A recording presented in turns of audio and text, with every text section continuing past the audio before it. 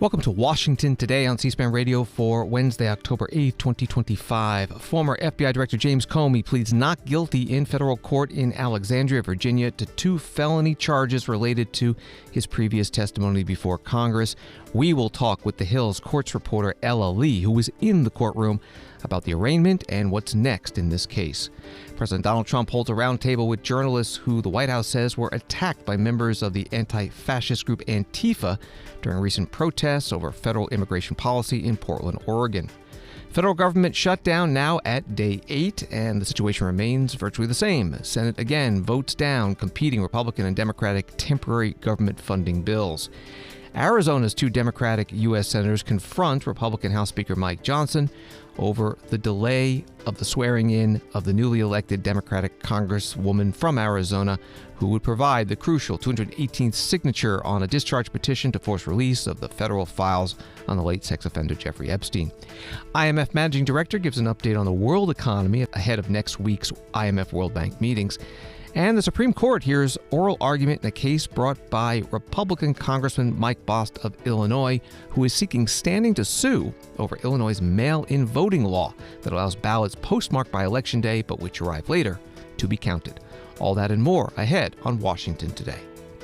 We begin with James Comey's arraignment, and joining us now on the phone is Ella Lee, who covers the courts for The Hill. Her bio at thehill.com adds, with a focus on cases tinged by national politics. Thanks for being with us. I guess this one qualifies. You were in the courtroom today in Alexandria, Virginia. What happened?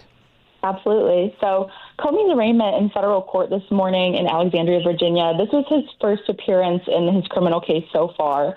He pleaded not guilty through his attorney, and the judge overseeing the case, Judge Michael Nachmanoff, set a jury trial for January 5th. It's a quick timeline for a prosecution involving significant discovery, including classified information, but the judge signaled that he doesn't see this as a complex case and he wants to see it on pace. Now, both prosecutors and defense attorneys predicted that a trial would likely last 2 to 3 days, but if the defense gets its way, this case might not even get to trial.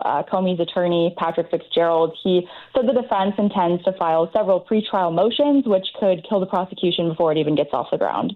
What are the specific charges and the potential sentences if he's found guilty? Yeah. Comey faces 2 felony counts. The first is false statements to Congress, and the second is obstruction of a congressional proceeding.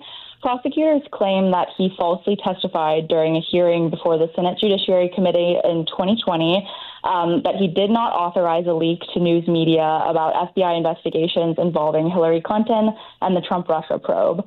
The charging documents seem to zero in on a brief exchange with Senator Ted Cruz, where the senator really focuses on conflicting accounts between Comey and his former deputy, Andrew McCabe, about a leak to the Wall Street Journal about the Clinton investigation that came just days before the 2016 election. During this exchange, Comey doubles down and says that he stands by testimony that he gave the committee years earlier in 2017 when he said that he never authorized any leaks. The Justice Department now, however, alleges that he knew then and there that he was lying. So both of the felony counts against Comey carry a maximum penalty of 5 years in prison and a $250,000 fine. However, Comey has never been convicted of a crime, meaning that if a jury does eventually find him guilty, he'll likely receive a lesser punishment when sentenced by a judge. We read that 2 new prosecutors have been brought in to handle this case. They seem like they were up to speed when they were addressing the judge. Yeah, so as of yesterday, there was 1 prosecutor on the case, and that was Lindsay Halligan, who's the new U.S. attorney in the Eastern District of Virginia. But that's not so today. As of yesterday afternoon, 2 attorneys from the Eastern District of North Carolina, which is in the same circuit as the Eastern District of Virginia, but obviously is a different state, different set of judges that oversee cases there. They traveled up to join her prosecution team on very short notice. And they indicated today that while, they're getting up to speed, even the prosecution hasn't really started wrapping their head around the extensive discovery that is involved in this case. They sought a little bit more time before going to trial, but the judge indicated that he doesn't think this case is as complex as the government does, and he wants to get this to trial ASAP. We're talking with Ella Lee, courts reporter with The Hill. Thinking about the high-profile nature of this case, there was a crowd outside. What was happening there? And just in terms of the tone in the courtroom, that it seemed like it was anything out of the ordinary. Sure. So this morning, news reporters primarily lined up outside the courthouse starting very early, I would say probably around 6 a.m., we weren't allowed in until around 8 a.m., and then another line waited to get into the courtroom until 10 a.m., where people sort of sardined together to watch the 20-minute arraignment take place. In the courtroom, very, very quiet. The judge presiding over is very straightforward. Comey said only one thing throughout the entire proceeding, and that was just affirming that he understood his rights and thanking the judge. And his attorney spoke for him the rest of the time. Outside the courthouse is a very different picture. There were counter-protesters, protesters, many signs, many people filming videos, lots of news media, obviously, and many people were expecting Comey's family and Comey himself to make remarks outside the courthouse, but he did neither of those things. His family did not either, and many of them were in attendance today in the courtroom. And a final question, when the trial happens, do you know if it'll be broadcast or closed? So it is very, very unlikely that the trial will be broadcast. This is a federal court case, and federal courts typically bar cameras. This courthouse in particular has a very strict no camera, no phone policy. When you walk in the doors of the courthouse, the phones have to go off and are slipped into little pouches that are sometimes used in schools for teenagers who are not supposed to be using their phones during the school day. And computers can't enter the courthouse at all. So it's a very strict courthouse when it comes to electronics, and the odds of televised trial are very, very slim. I would say close to zero. Ella Lee, courts reporter with The Hill. You can find her article about the arraignment of former FBI Director James Comey at thehill.com and on X @byLLE. Thank you very much. Thank you. Washington Post reporting about some of the motions we could see ahead of the trial date, the judge scheduling it for January 5th, but the Post saying defense attorney Patrick J. Fitzgerald said Comey's defense team plans to file a series of motions by the end of the year seeking to dismiss the case on the grounds that it constitutes a vindictive prosecution, that the grand jury process used to indict Comey had been abused, that the government had exhibited outrageous conduct, and that the interim U.S. attorney President Trump installed with directions to charge Comey, Lindsay Halligan, was illegally appointed. That from the Washington Post.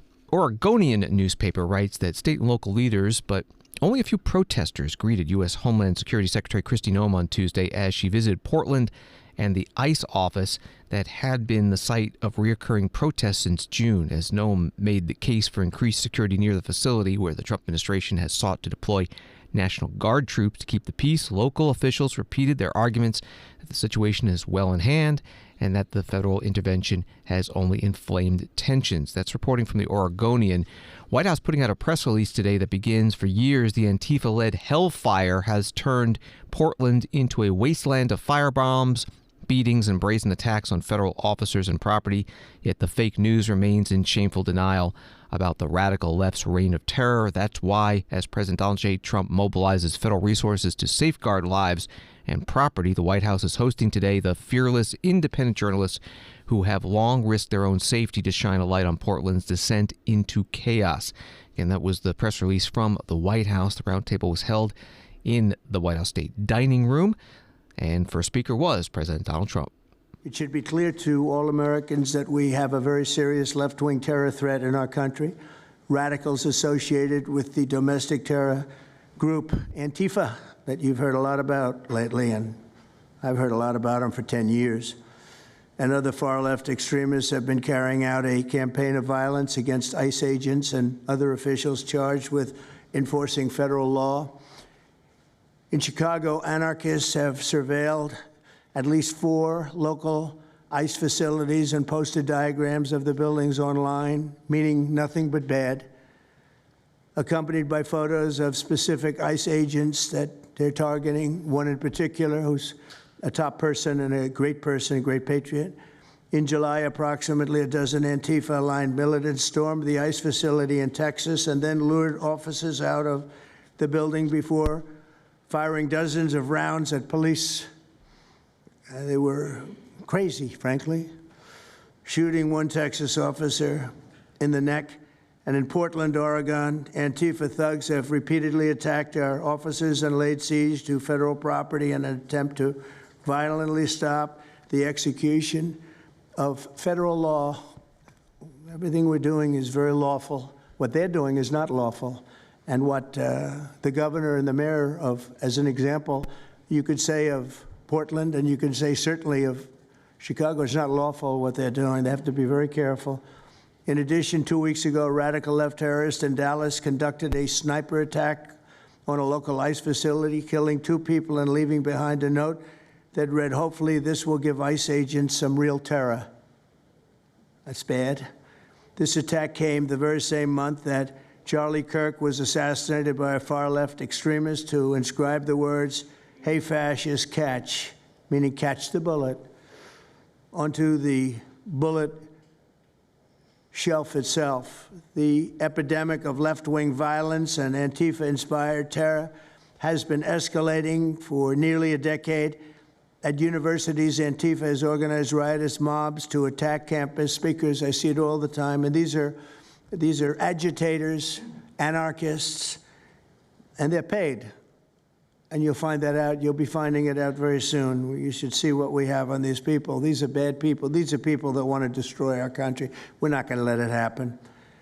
They've used armed gangs to assault local police in cities nationwide, and they've attacked journalists reporting on their crimes. So the journalists that report on their crimes, don't worry, you're very safe. I hope that's not going to turn you around, but they have been very threatening to people, but we're going to be very threatening to them, far more threatening to them than they ever were with us, and that includes the people that fund them. President Donald Trump at the White House, starting off a roundtable discussion described by a White House press release as dealing with Antifa, and also there, Attorney General Pam Bondi, Homeland Security Secretary Kristi Noem, FBI Director Kash Patel, and the journalists, the White House calling them independent journalists who were attacked by Antifa protesters in Portland. Washington Post writes that President Trump on Wednesday called for the jailing of Chicago Mayor Brandon Johnson and Illinois Governor J.B. Pritzker, both Democrats, accusing them of failing to protect immigration and customs enforcement officers who have been sent to the city. His comments mark another escalation, at least in rhetoric, against Democratic leaders in Illinois who have been pushing back against his immigration crackdown there. There is no evidence that either Johnson or Pritzker has done anything to warrant jail time, and the White House did not specify which laws the president believes they have broken. That's the article from the Washington Post. Chicago Mayor Brandon Johnson was on CNN today. President Trump this morning called for Illinois Governor J.B. Pritzker to be jailed for, quote, failing to protect ICE officers. What is your response? Well, first of all, this president is unstable, unhinged, a double-minded individual that, quite frankly, is a threat to our democracy. And it's certainly not the first time that Donald Trump has called for the arresting of a black man unjustly. I'm not going anywhere. I'm going to stay firm as the mayor of this amazing city, which was voted 9 years in a row the best big city in America, and we're going to defend all of Chicago. Yeah, and to be clear, he's also calling for the governor, J.B. Pritzker, to be jailed as well.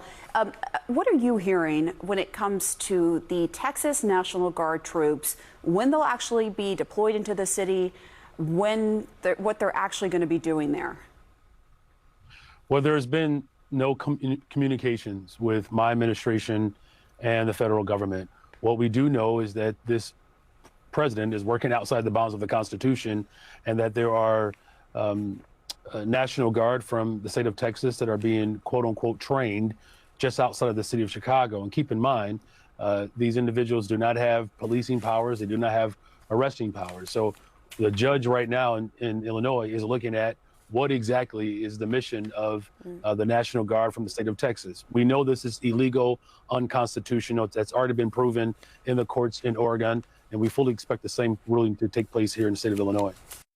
Chicago Mayor Brandon Johnson, a Democrat, today on CNN. Illinois Governor J.B. Pritzker, also a Democrat, writing on X, "I will not back down. Trump is now calling for the arrest of elected representatives, checking his power. What else is left on the path to full-blown authoritarianism? His masked agents already are grabbing people off the street, separating children from their parents, creating fear, taking people for how they look, making people feel they need to carry citizenship papers, invading our state with military troops, sending in war helicopters in the middle of the night, arresting elected officials, asking questions."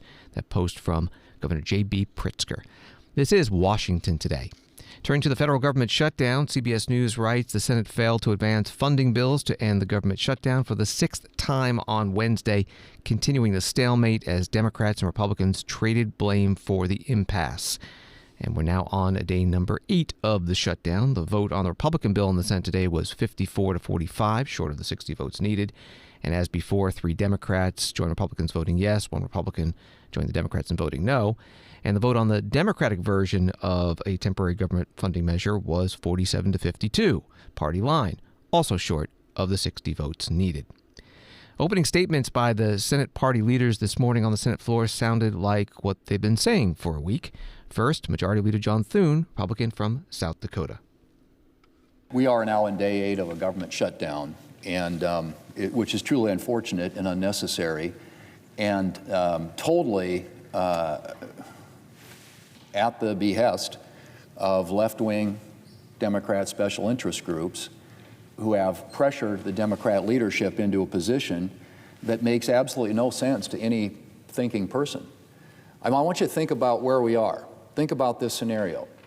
You have a bill passed by the House of Representatives over here in the Senate, 24 pages long, clean, short-term, nonpartisan, no policy writers, no Republican priorities, a clean resolution to fund the government, which there are 55 senators, 55 out of 100 senators are voting for the clean, short-term funding resolution that would open up the government. The President of the United States has said that as soon as it is passed in the Senate, he will sign it into law. So what you have is complete, unified support for a short-term funding resolution to keep the government open and make sure that all the government employees who are currently being impacted and their families can get back to work and get paid again. And so it's always interesting when the Democrat leader comes down here and describes this fantasy world where the bill that they proposed, which would only get 47 votes here in the United States Senate, not even 50, not 51, not a majority, and certainly not the 60 that are necessary to pass consequential legislation in the Senate, it wouldn't get a single vote in the House of Representatives. So they've got a bill, a proposal that they say keeps the government open, that can't pass the Senate, wouldn't pass the House, and wouldn't be signed into law by the President. You tell me who is responsible for the government shutdown. Senate Majority Leader John Thune, Republican from South Dakota, today on the Senate floor. The Senate Minority Leader Chuck Schumer, Democrat from New York, said his party's demands of attaching to any short-term government funding bill, continuing resolution or CR, an extension of expiring Affordable Care Act enhanced health insurance premium subsidies, stands. It's now been a whole week of Donald Trump's government shutdown, and the country is feeling the sting of Republican intransigence. Over 700,000 federal employees have been furloughed. Services are being disrupted. The Wall Street Journal reported this morning that businesses nationwide with government contracts are in peril. The Republican manufactured disaster did not need to happen.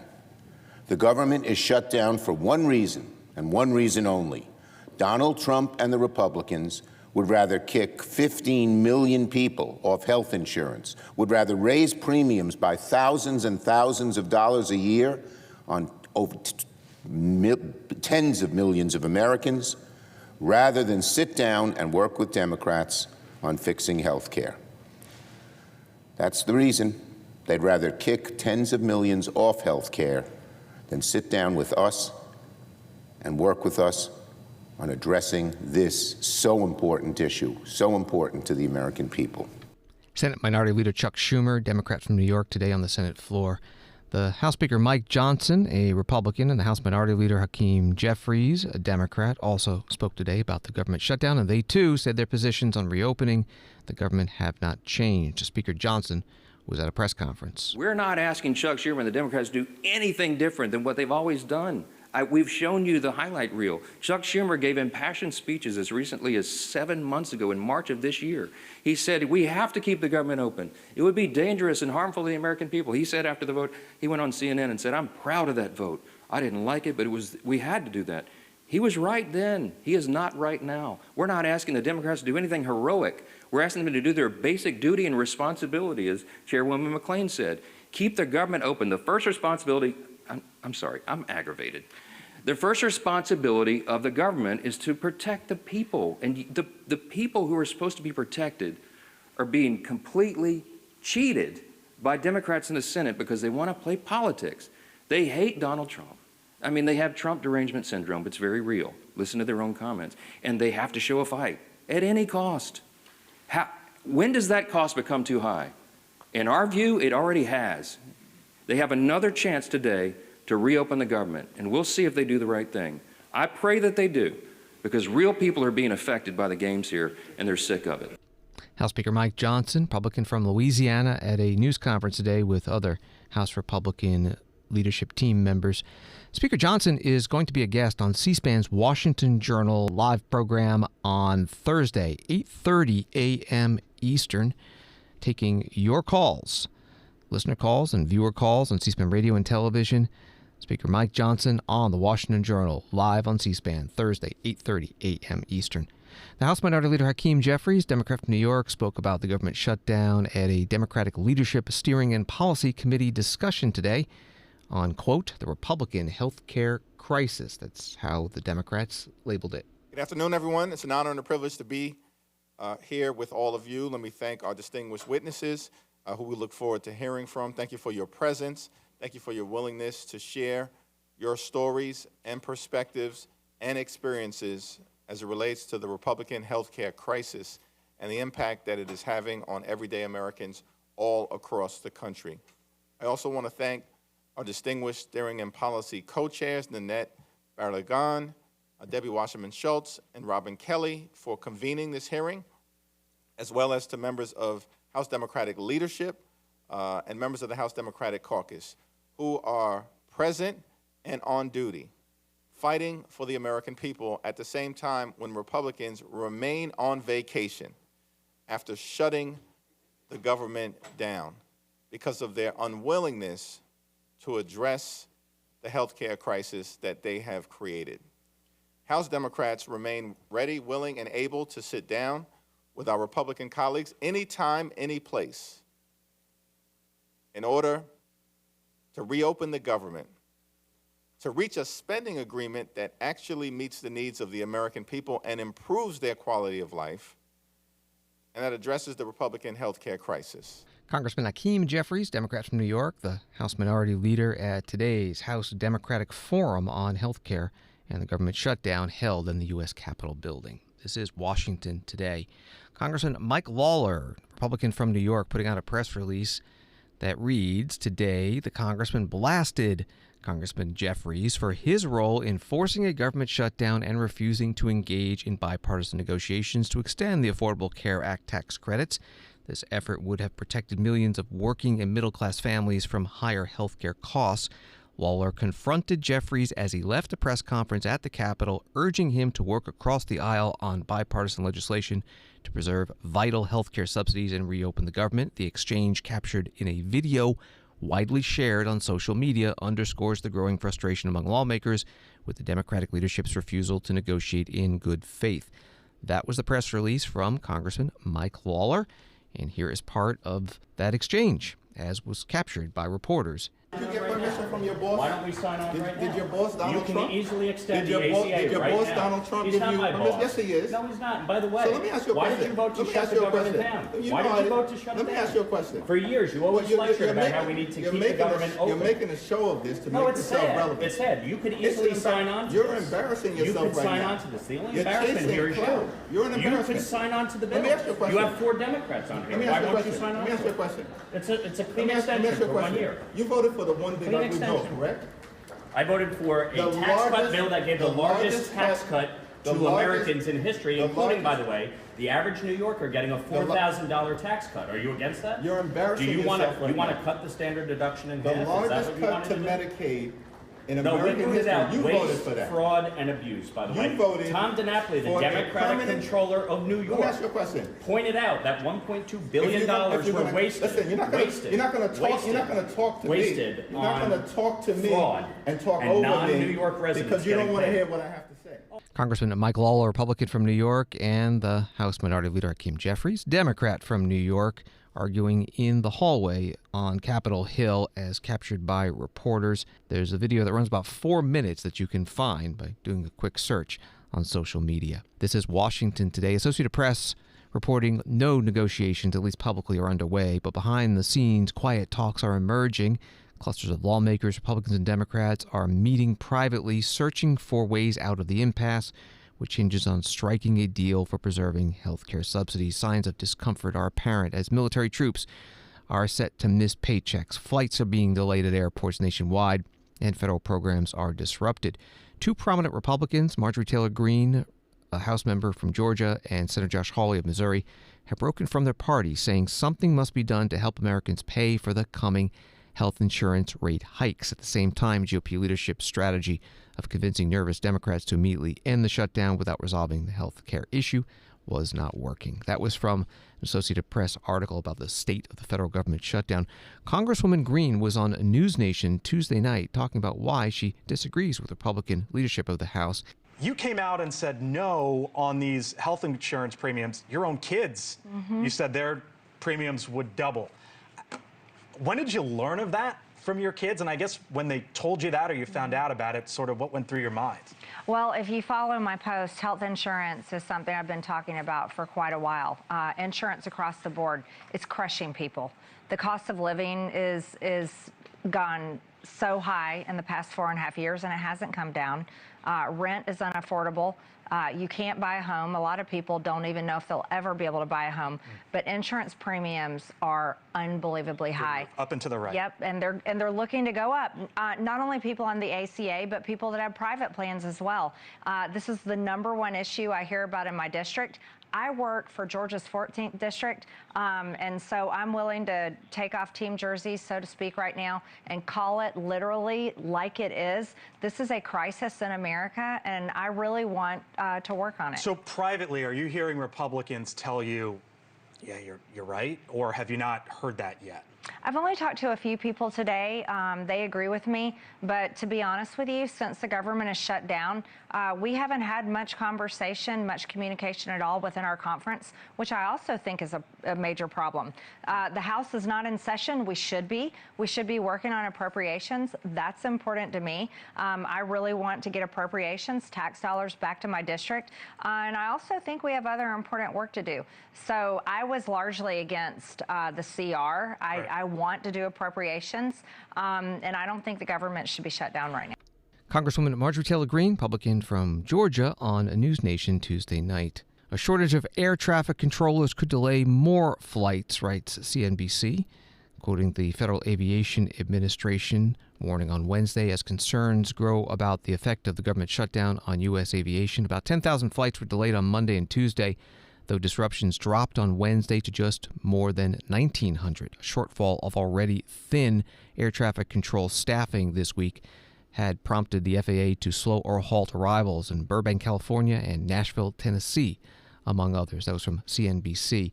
Sarah Nelson is the international president of the Association of Flight Attendants, CWA.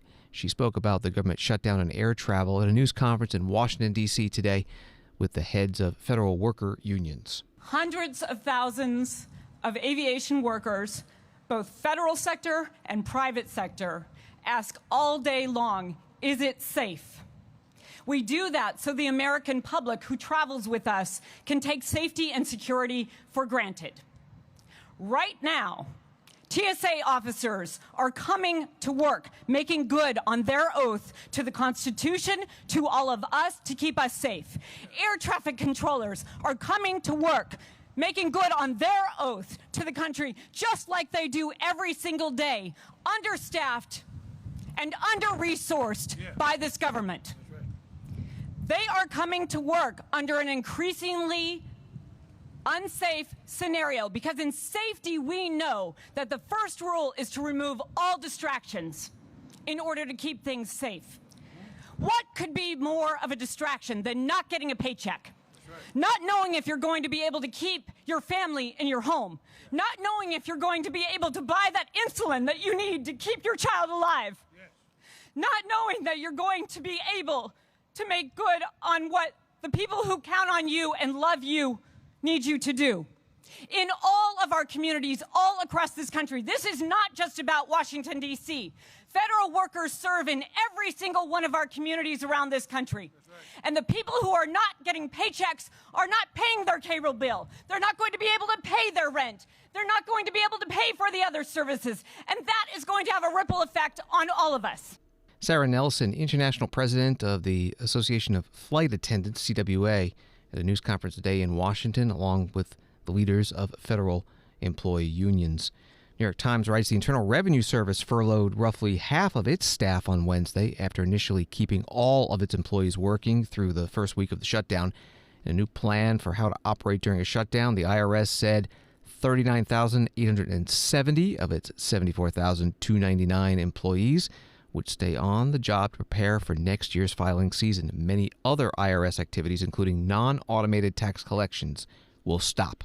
That was from the New York Times. House Speaker Mike Johnson, writes Politico, on Wednesday had a heated face-to-face exchange with two Democratic senators over the government shutdown and the swearing in of Arizona's Democratic Congresswoman-elect Adelita Grijalva, who will be the 218th signature on an effort to end-run Johnson and force a vote on releasing Jeffrey Epstein-related documents. Arizona Senators Ruben Gallego and Mark Kelly were talking to reporters outside Johnson's office about what they said was the Speaker's failure to swear in Grijalva. House GOP leadership has said they will swear in Grijalva when the House returns for votes, but Gallego accused Johnson of wanting to, quote, cover up for pedophiles on the Epstein list, and number two, put his members in a really rough position when it comes to voting and extending these ACA tax credits. That's the reporting from Politico. A reporter posted the exchange when Speaker Johnson came out to speak with Senators Gallego and Kelly outside the Speaker's office. Oh, hey, gentlemen. Nice to be here. Appreciate it. Good to see you all. Hey, so here's Congresswoman and one of ours, the leading. Yeah, reopen the government so we can get back to work. I mean, but this excuse just keeps on moving. Yeah, no, it's not great if you want representation. Not last week. No, 750. Wait, let me answer the question. We're happy that she got elected. She's filling her father's seat. That's fantastic. We have a long tradition here and a process of how we administer the oath to a member. You know, you served here for a while. We're going to do that as soon as we get back to work, but we need the lights turned back on, so we encourage both of you to go open the government. Didn't we so do that? Everybody back to Virginia Republican swore the person No. The exception is there were two Floridians who were elected in a special election. This happened a couple months back. They were here on a day. They had their families here. They had a scheduled day for the oath of office, and the House was called out of session that day. They had all their family and friends here. So we went ahead and went through the process and approved form. Let me finish. Wait, let me answer the question if you're going to ask it. And so that was the exception we did because the family was here. Ms. Grijalva, Rep-elect Grijalva, has not yet had a scheduled date because she was elected after the House was out of session. So I am anxious to administer the oath to her. How much is this as soon as you guys vote to open the government. You don't want to be on Epstein discharge. How much? It's totally absurd. You guys are experts at red herrings and distraction. No. There's nothing to do with Epstein. The House Oversight Committee is working on the Epstein files right now, releasing 34,000 pages and more on the way. You know she's key to Let me finish. The House Oversight Committee. Just come up with excuses. This is an excuse, so she doesn't sign on to that. This is absurd. This is the longest time the House. Do you want me to answer the question? If you ask the question, you're not actually answering the question. This entirely has to do with Epstein. You see, this is a publicity stunt. Let me tell you what's happening. House Speaker Mike Johnson, Republican from Louisiana, in a conversation with Arizona's two U.S. Senators, both Democrats, Ruben Gallego and Mark Kelly, outside the Speaker's office in the U.S. Capitol building. Congresswoman-elect Adelita Grijalva, Democrat of Arizona, posted this video today. 2 weeks ago today, this community elected me to Congress. And today, 2 weeks later, I'm still not sworn in. Speaker Johnson continues to make excuses. But all the while, Southern Arizona still does not have a voice in Washington. First, it was certification. And then it was whether Congress is in session. Hell, they won't even end their vacations to come to work. And so what I am asking you to do is continue to apply pressure to Speaker Johnson, because he said he would swear me in whenever I wanted. And then a few hours later, walked that back and said, just kidding.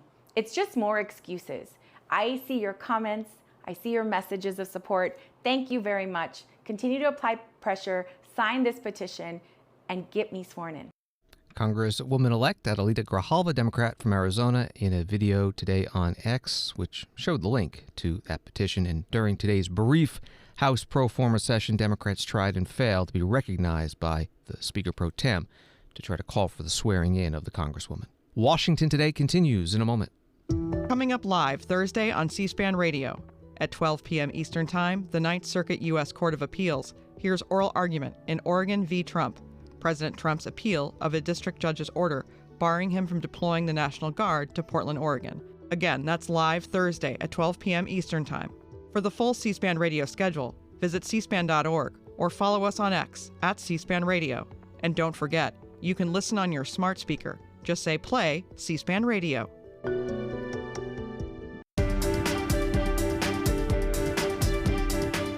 Welcome back to Washington Today, available as a podcast on the free C-SPAN Now mobile app and wherever you get your podcasts. The world economy has proven more resilient than expected despite acute strains from multiple shocks, writes Reuters, quoting the head of the International Monetary Fund, forecasting only a slight slowing of global growth this year. And in 2026, IMF Managing Director Kristalina Georgieva said recent economic data showed a softening in the U.S. economy, but it had dodged a recession feared by many experts just 6 months ago. The U.S. economy and many others had held up given better policies, a more adaptable private sector, less severe import tariffs than feared, at least for now, and supportive financial conditions, she told an event hosted by the Milken Institute in Washington. That was from Reuters. Here's part of the speech. What I see in the United States is a recognition that the world we had before has become unsustainable. For many reasons, and we can argue, are they right reasons, are they wrong reasons? But what is happening is not a capricious move. It is a response to the fact that far too many people felt disfranchised. Is the way this is being addressed the right one? Let's collect more data, and we actually are going to have an in-depth engagement with US authorities towards the end of this year. We will talk more about what works, what we think can be done differently. I want to zero in on one issue where I don't think there is disagreement, and this is the issue of the size of the deficit. I don't think there are many people who would stand up and say, hey, large deficit is beautiful, let's have more of it. So the question is, how do we deal with it? Because it is a very important signal, including to the private sector, that there is a path to reduce the deficit. What are the ways to do it? One, grow more. At this point, we have seen a very resilient growth story in the United States. Would it hold? And there we are looking at the incoming data. There may be some softening. The very fact that the Federal Reserve decided to cut interest rates in the balance between inflation and growth shows that there is that softening. So more to generate impetus for growth, certainly important.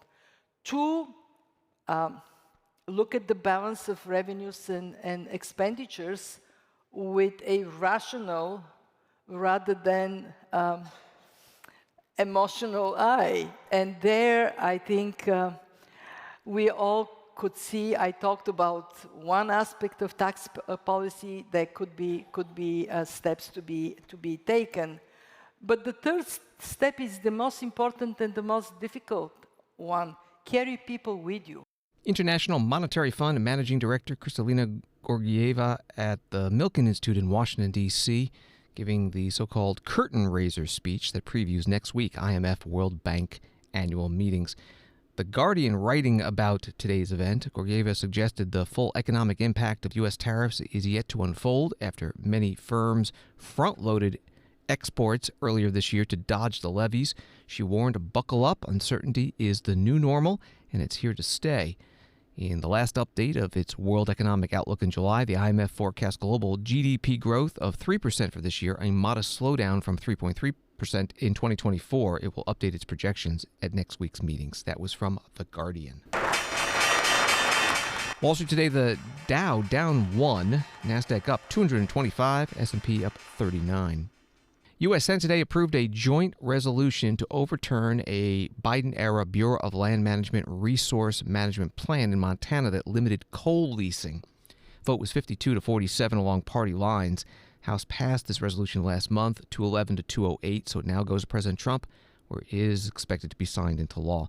The final vote in the Senate was today. Before a procedural vote on Tuesday, Senator Steve Daines, Republican from Montana, spoke on the Senate floor.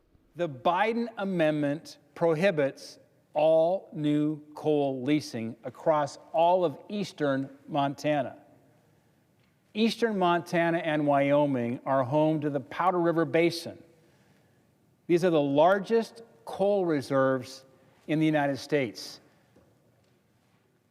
Many who are watching, when you think about Montana, you think about our amazing fly fishing streams, our national parks, our beautiful mountains, our wilderness areas, the tremendous hunting and hiking opportunities we provide.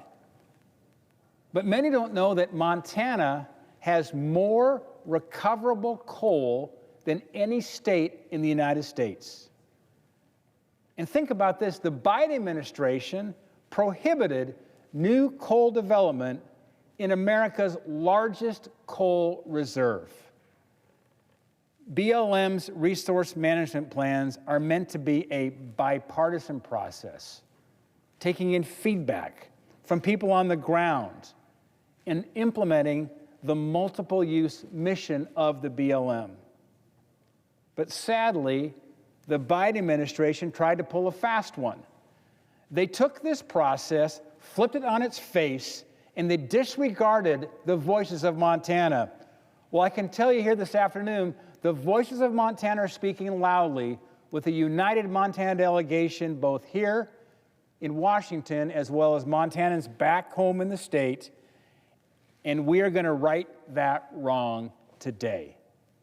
We're going to give Montana a voice in the process. Overturning this partisan rule will grow Montana energy jobs and help our rural communities. Senator Steve Daines, Republican from Montana, on the Senate floor on Tuesday before a procedural vote on this resolution to repeal the Biden-era rule. And today was a final vote. It was 52-47. It passed. House passed it last month, so it will be signed into law by President Trump. It's an AP story from Billings, Montana. A Navajo tribe-owned company bid $186,000 to lease 167 million tons of coal on federal lands in southeastern Montana on Monday, in the biggest U.S. coal sale in more than a decade. The offer from the Navajo Transitional Energy Company equates to 1/10 of a penny per ton, underscoring coal's diminished value even as President Donald Trump pushes to mine and burn more of the heavily polluting fuel. From the Associated Press.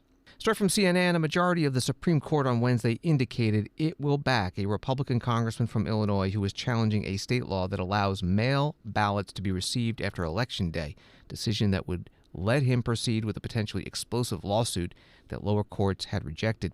Congressman Mike Bost's appeal at the Supreme Court isn't focused on the ballot issue itself, but rather it raises the question of whether federal candidates may sue over election regulations, even if, As in Boss' case, they represent a safe district and are highly favored to win election. That was from CNN. The case is Boss v. Illinois State Board of Elections. Here's part of the oral argument. Attorney Paul Clement for the congressman, questioned by Justice Elena Kagan. Well, would you agree to a rule like this one, which sort of makes this question of do you have to show you would win or do you have to show margin of victory a little bit irrelevant? That what you have to show something. It's not enough to just walk in and say, hi, I'm a candidate and I'm suing. But what you have to show is some kind of substantial risk or substantial likelihood, whatever the phrase may be from our standing doctrine, that the new rule puts you at an electoral disadvantage relative to the old rule. So that, if the new rule says more mail-in ballots, then you just have to plead that that's a kind of rule that puts you to an electoral disadvantage. And say something, not a lot, but something to suggest that that's right. So I could live with that rule. I don't know that it's the ideal rule. I mean, I'm not coming in here asking for a broad rule because I'd like to win this case in the hardest possible way.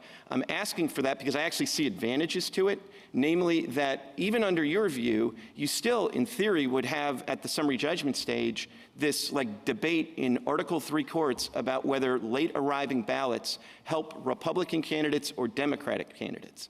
And that makes me sufficiently uncomfortable that I actually would prefer a rule that says, no, Congressman Bost is coming in and he's saying there are going to be unlawful votes cast and there'll be ballots with his name on it in his election. That's enough. We're done. None of these. I mean, your rule really does just take out the injury requirement entirely. It just says you should assume that if a candidate is there before the court, the candidate has good reasons for being there before the court. And for the most part, I think we have rejected that view of standing. Supreme Court Justice Elena Kagan questioning attorney Paul Clement at today's oral argument. The Illinois Solicitor General, Jane Notes, argued for the state. These questions from Justice Brett Kavanaugh. When you run for election for 30 years and win, sometimes you get you act as if you have no risk of losing, and you know what happens then? You lose. A candidate who acts as if there's no risk of losing often loses. I don't know. And then you'd say rely on polling data. Are polls always reliable?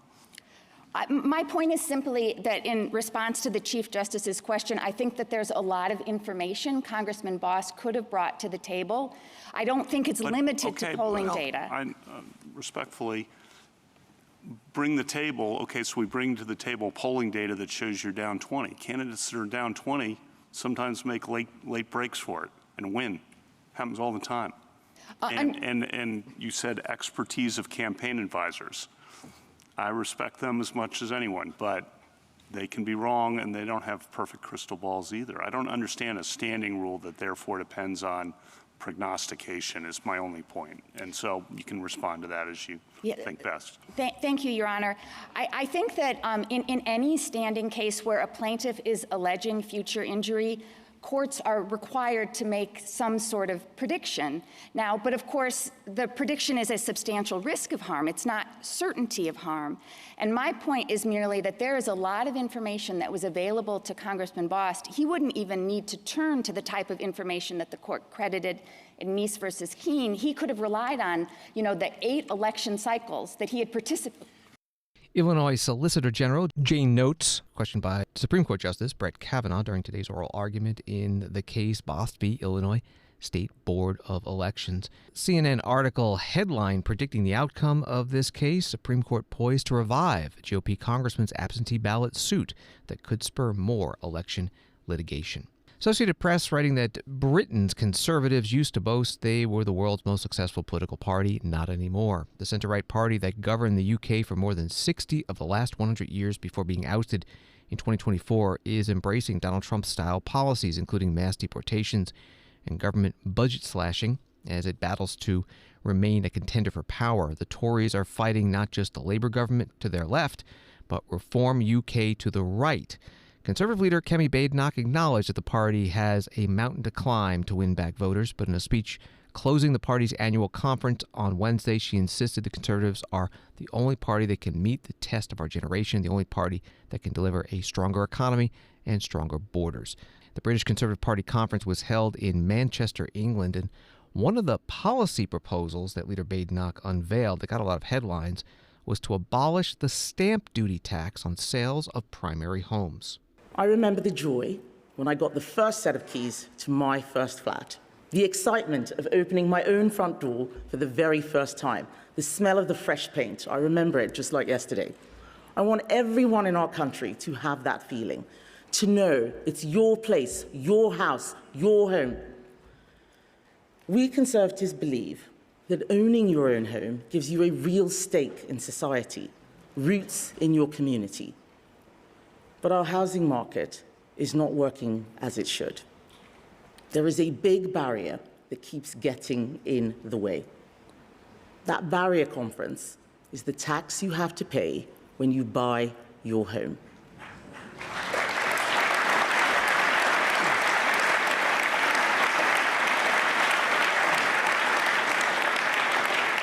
I haven't even said what it is yet, but you all know. You all know that that barrier is stamp duty.